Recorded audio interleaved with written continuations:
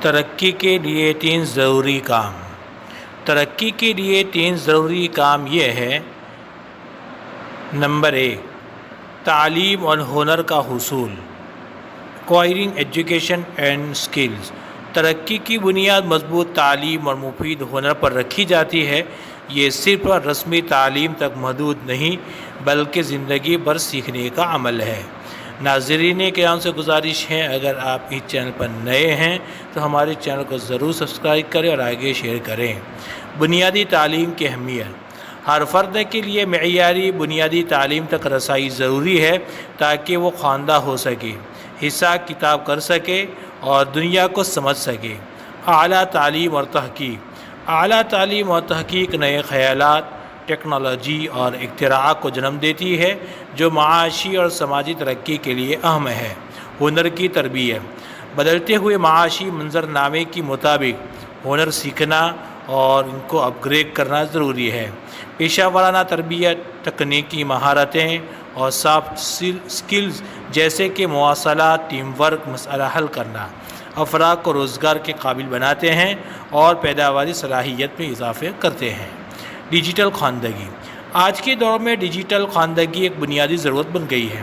Internet, computer اور دیگر digital tools کا استعمال کرنے کی صلاحیت معلومات تک رسائی، مواصلات اور معاشی مواقع کو وسیع کرتی ہے۔ نمبر 2، مضبوط ادارے اور اچھی حکمرانی۔ کسی بھی معاشرے کی ترقی کے لیے مضبوط اور قابل اعتماد اداروں کا ہونا بہت ضروری ہے۔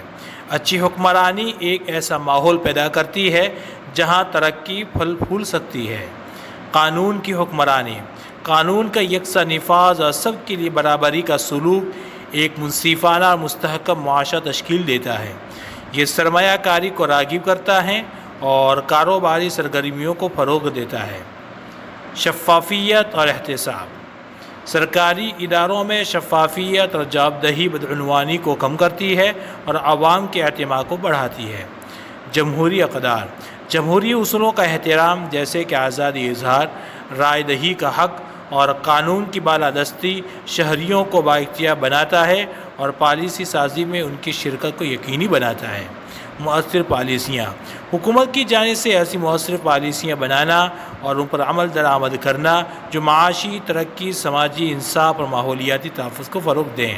عدلیہ کی آزادی: ایک آزاد اور غیر جانبدارانہ عدلیہ شہریوں کے حقوق کا تحفظ کرتی ہے اور تنازعات حل کے لیے ایک منصفانہ نظام فراہم کرتی ہے۔ پائیدار اور جامع ترقی: ترقی صرف معاشی نمو تک محدود نہیں ہونی چاہیے بلکہ یہ پائیدار ہونی چاہیے اور معاشرے کے تمام طبقات اس سے فائدہ پہنچنا چاہیے۔ ماحولیاتی تحفظ: قدرتی وسائل کا دانشمندانہ استعمال اور ماحولیاتی آلودگی کو کم کرنا مستقبل کی نسلوں کے لیے ایک صحت مند سیارہ یقینی بناتا ہے۔ پائیدار زراعت، قابل تجدید توانائی اور تحفظ جنگلات اہم ہیں۔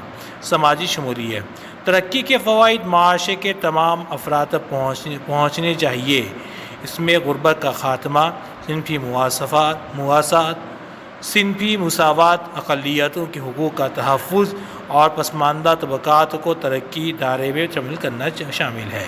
صحت اور غذائیت: صحت مند اور غذائیت سے بھرپور آبادی ایک فعال پیداواری قوت ہوتی ہے۔ صحت کی سہولیات تک رسائی اور غذائیت کے پروگرام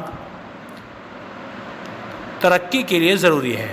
بنیادی ڈھانچہ: سڑکیں، بجلی، پانی، مواصلات اور دینی اور دیگر بنیادی سہولیات معاشی سرگرمیوں کو فروغ دیتی ہے اور زندگی کے معیار کو بہتر بناتی ہے۔